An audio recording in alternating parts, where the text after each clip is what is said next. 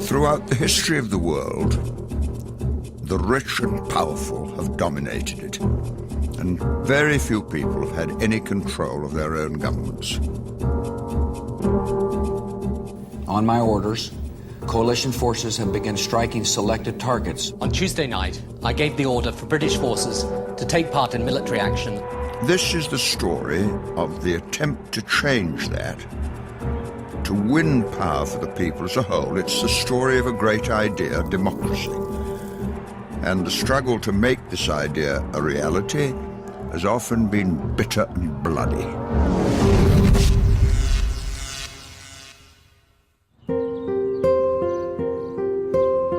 After 50 years in Parliament and 11 as a cabinet minister, I've had some experience of democracy, the limits to it and the threats to it. And all the power that I ever had, I got from those who voted for me and to whom I was accountable and from whom I learned everything. The basis of democracy is the belief that we were all born equal and that that equality must be accepted by those in power. We should live peacefully. We don't want army. We don't want gunshot in the fight. Probably the main lessons, if you don't keep up the pressure for democratic control, you lose it. It's use it or lose it. And that is something that people find hard to understand. There is never a final victory for democracy. It's always a struggle in every generation. And you have to take up the cause time and time and time again. And we've also learned that those rights can only be won collectively. But in the attempts to win those rights, many people have been imprisoned and tortured by those who have power and were determined to retain it.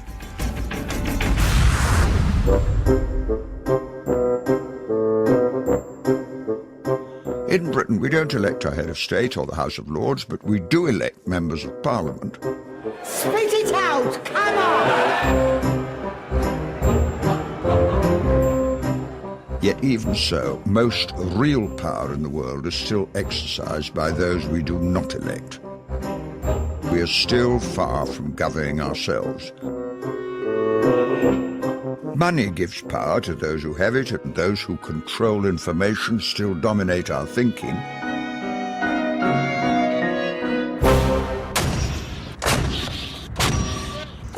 And of course, military power has always allowed certain countries to dominate others. That was the basis of the old British Empire, and it's the basis of the new American Empire too. The American Empire is overwhelmingly the most powerful empire the world has ever known.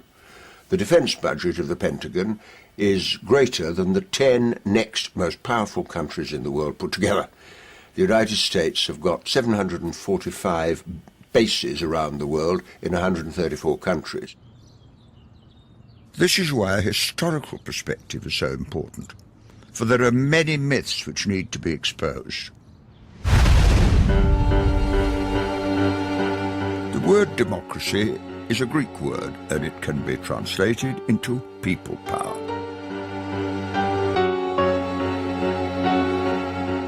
Those in power in ancient Greece realized the best way to defuse criticism was to incorporate the critics by encouraging discussion.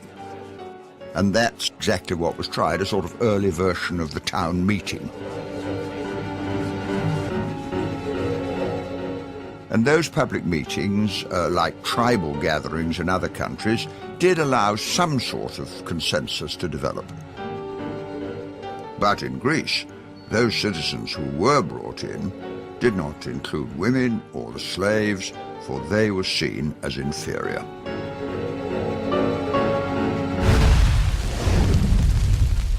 One of the myths of English history is that democracy began at the time of Magna Carta. Now, Magna Carta is sometimes spoken of as the birthplace of democracy. It's actually rubbish. Magna Carta was a struggle between the king and the landowners. It had nothing to do with the people. The people were entirely excluded. What happened there was that the landowning barons confronted King John, who was a weak man, and demanded greater rights for themselves, and he simply had to give way. The demands were laid out in Magna Carta, which was signed in a field near the small town of Runnymede. There are lots of references to taxation and an attempt to guarantee some basic rights for the powerful. It was laid down that no free man shall be seized or imprisoned except by the lawful judgment of his peers, his equals, or by the law of the land. And to no one will we sell, to no one deny the right of justice. Magna Carta only extended the privileges of democratic power to 25 of the wealthiest landowners. These 5,000 words are supposed to be the basis of modern British democracy, but there's no reference to democracy there at all.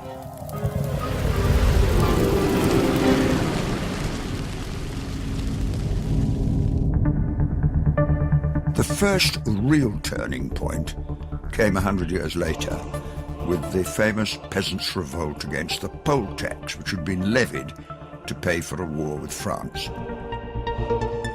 And when we look back on that story, the man who's remembered is the Reverend John Ball, who was a Christian minister, famous for his sermons which articulated the argument that the peasants were trying to put forward.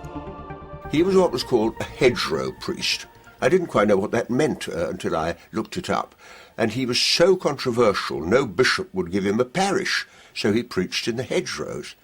And the interesting thing about the Reverend John Ball is that he cited God as the grounds for his campaign for freedom.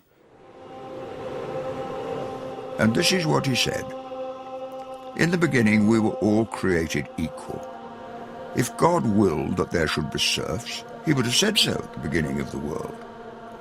We were formed in Christ's likeness, and they treat us like animals. Matters cannot go on well until all things are held in common.